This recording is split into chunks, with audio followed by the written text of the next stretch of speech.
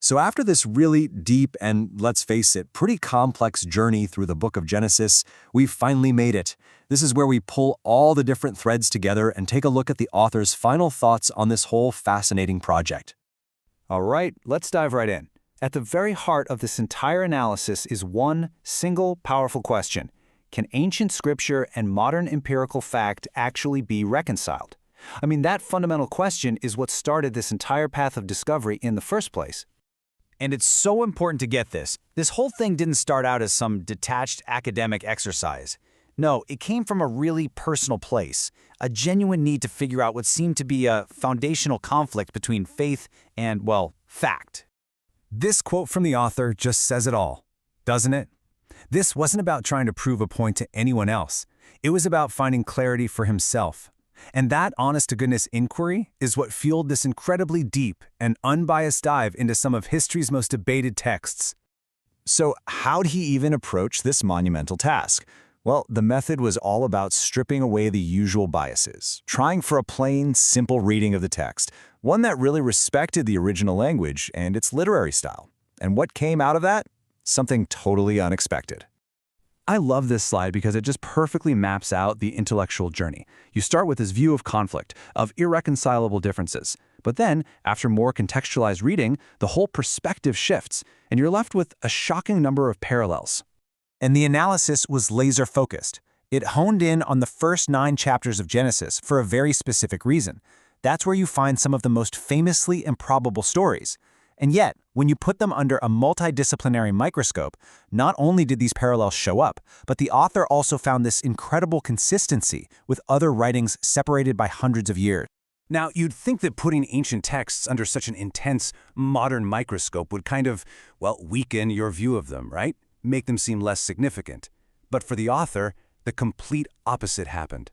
All that scrutiny actually led to this profound sense of a deeper relevance.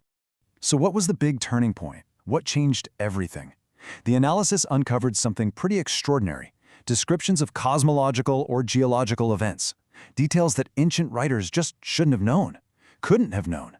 And that discovery became the absolute cornerstone of this new, strengthened perspective. Let's be a little more specific.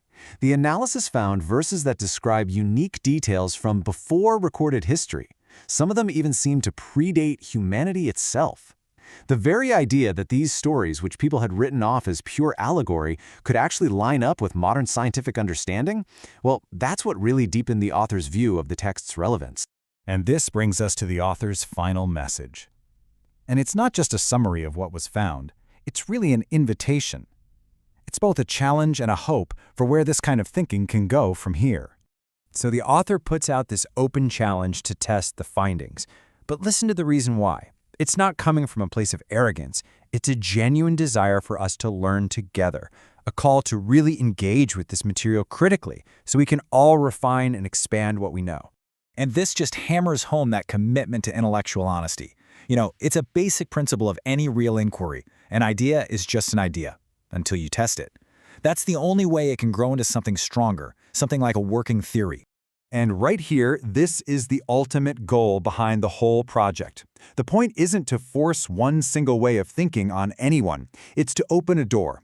The hope is that this kind of analysis can act as a bridge, encouraging a more nuanced, contextualized reading for everybody, no matter what their personal beliefs are. So what's the bottom line here? What should we take away from all this? First, that some core truths, like the golden rule from Matthew, are just powerful, no matter how you interpret the text. They last. Second, the greatest value is in finding what's personally relevant to you in these ancient stories. And finally, the big aim here is to start a more productive conversation about these passages that have been a source of so much debate for so long. And we'll end on this question because it really gets to the very heart of this entire project.